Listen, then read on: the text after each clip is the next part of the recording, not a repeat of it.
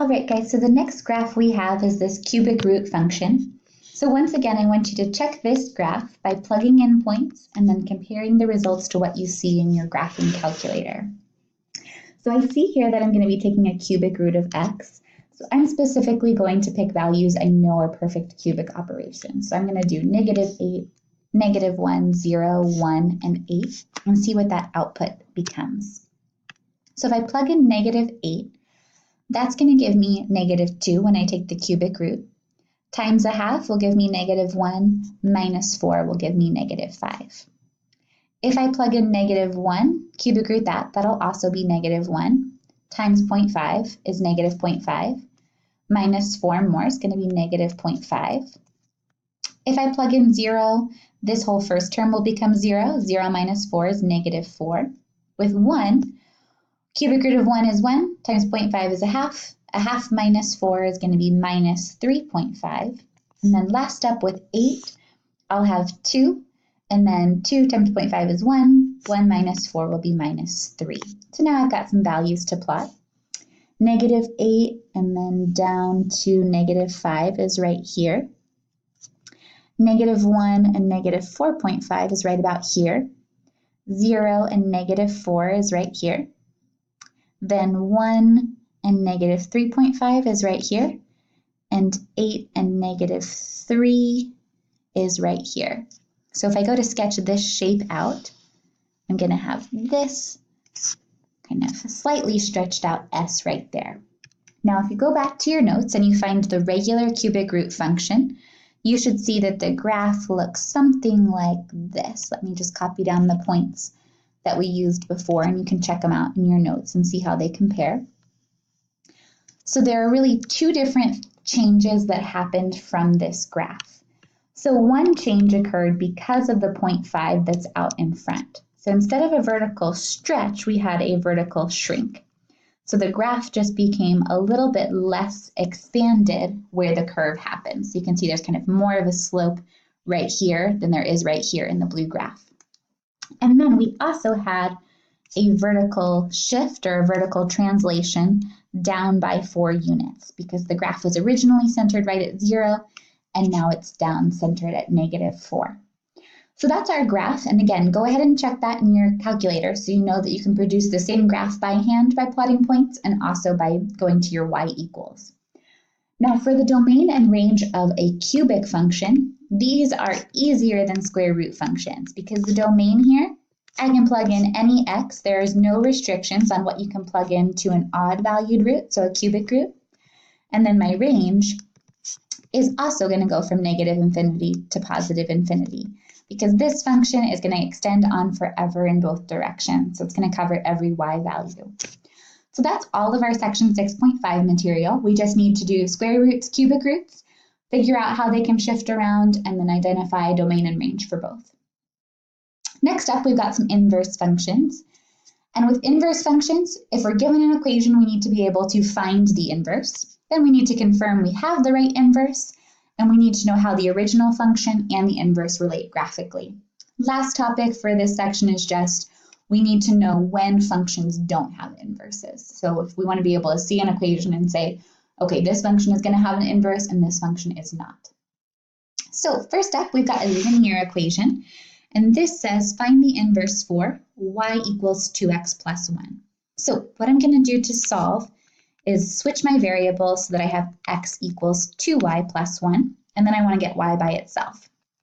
So I'm going to subtract over 1, x minus 1 equals 2y, divide both sides by 2, and then I'm going to write x over 2 as a fraction and minus 1/2 as a fraction. So that's my inverse, y equals x over 2 minus 1/2. And if you prefer to write that 1/2 x instead, you can certainly do that. Then it says confirm it's the right inverse using function composition. So remember, if this guy is f of x, then what we do is call the inverse this notation where it looks like a superscript of -1. So one key property of inverses is that if I take the composition of the function at its inverse, I will get out x. And if I do the reverse, if I compose the inverse at the original function, I will also get out x. So let's try that here. Let's do the function composed at its inverse. That means I'm going to take the entire inverse function and I'm going to plug it in for the x in the original equation. So that's going to become 2 times, this will be x over 2 minus 1/2. So that's replacing the x. And then I'm adding 1. So if I simplify this operation, I'll get 2x over 2 minus 2 over 2 plus 1. If I simplify those fractions, that's going to become x minus 1 plus 1. The ones are going to cancel, and I'll just be left with x, so I'm good to go. I have the function inverse, although I should compare it with the inverse at the original function too, but I'm going to get that same answer. Now, if I go to graph this, what I should do is graph my original function using its y-intercept, which is 1, and then I can go up 2 and over 1 because I'm using the slope, and then I can connect those 2 points in a straight line. So that's my original function. This is my y. And then, let's do a different color for inverse. I can plot this guy. This is negative 1/2. That's right here. And my slope, if you have x over 2, that's the same thing as saying 1/2 x. So my slope is 1/2. So I'd go up 1 and over 2 to plot this line. And then I can connect those points. So this is my inverse equation right here. Now remember, the key way that inverse functions are related to one another is that they are reflections about a specific line. So the line that they are reflections about is the line that we call y is equal to x. So let's sketch that in here. That's this 45-degree angle line. So this y equals x. And so we can see they're the same line if you flip-flop it over that kind of mirror image division there. So that's our basics of inverse functions. The next problem is going to be super similar, but this time, instead of a linear function, we have a quintic function. So with this quintic function, same process for solving for the inverse. I'm going to flip-flop my x and y's. So I'm going to say x is equal to the fifth root of y minus 1. And then I need to undo that fifth root. So I'm going to raise both sides to the fifth power. So I will have x to the fifth equals y minus 1. And then to get y by itself, I can just add 1 over. So I'll have y equals x to the fifth plus 1. Then it says we want to confirm we found the right function using function composition. So this is my original function, f of x, here. This is my inverse function here. So what I can do is perform a function composition. So I can do the original function where I plug in the inverse to x. So my original function is the fifth root of x minus 1. But instead of just writing x, I'm going to write this whole function here. So x to the fifth plus 1. So I'll have x to the fifth plus 1. And then the original equation has a minus 1.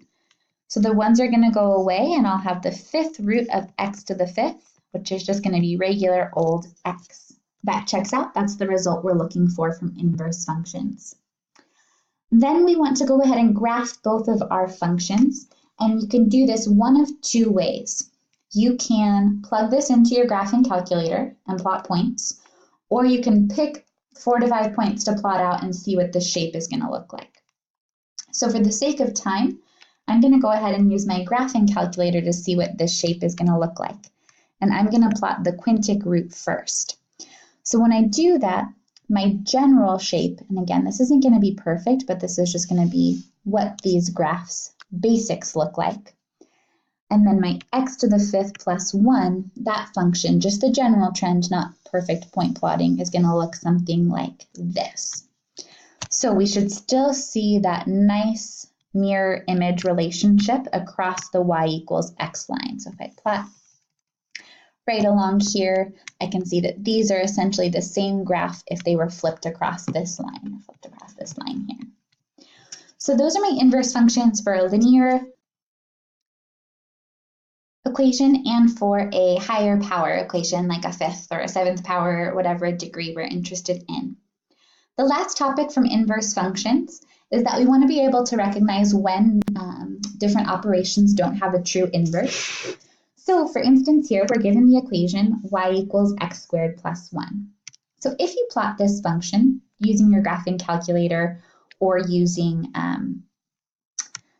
just a series of points, the graph that you're going to get would look something like this. Just going to have a nice parabola.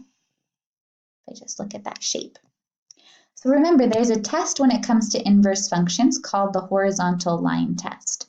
So what that means is if I take a straight line and pass it through my function, it can only hit the function once if it's going to have a true inverse for all x values.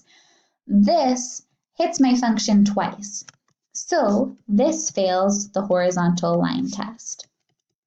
So what that means is it can have an inverse over a specific domain of x values, but it can't have an inverse over all x values.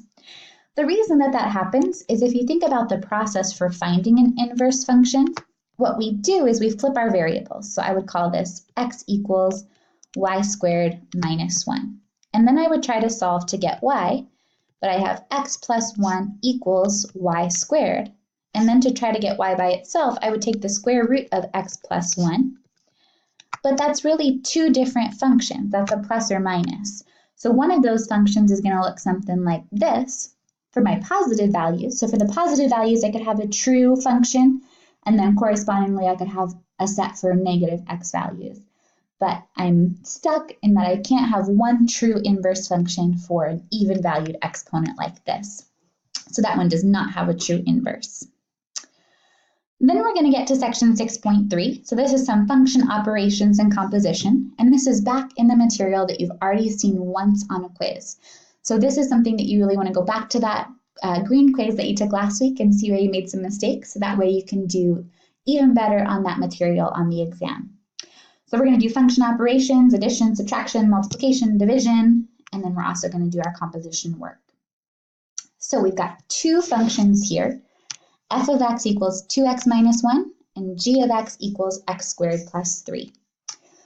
First up is a really nice operation. This is function addition. So this says find f plus g of 1. Now remember, when we write our notation like that, that is really the exact same thing as saying find f of 1 plus g of 1. It's just a condensed form of the notation.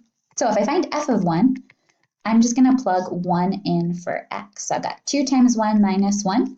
2 minus 1 is 1. So this is going to be a 1 here. And then g of 1, I'm going to plug in for x a 1 and square that plus 3. 1 squared is 1 plus 3 is 4. So I'm going to get 1 plus 4, which is 5. And we're all done there. So that kind of function operation should be really easy. But then we've got our function composition, which tends to be a little bit trickier. So I'm going to erase this work here. For function composition, we are treating an entire function like it's a variable and then simplifying. So this says find f of g of x, which is really the same thing as saying find f of x squared plus 3. So we're going to fully replace the x, this guy, with this entire function. So that's going to become 2 times x squared plus 3 minus 1. And then I just want to distribute and combine like terms. So I can say 2x squared plus 6 minus 1, which is the same thing as saying 2x squared and then plus 5.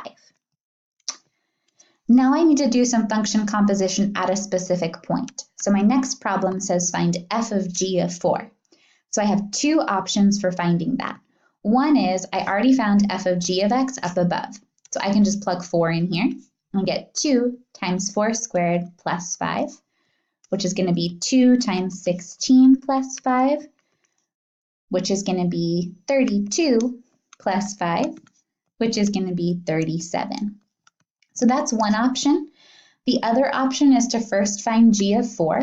So g of 4 is going to give you 4 squared plus 3, which is going to give me 19. And then I can take that 19 and plug it in up here. So I can get 2 times 19 minus 1, or 38 minus 1, which is 37.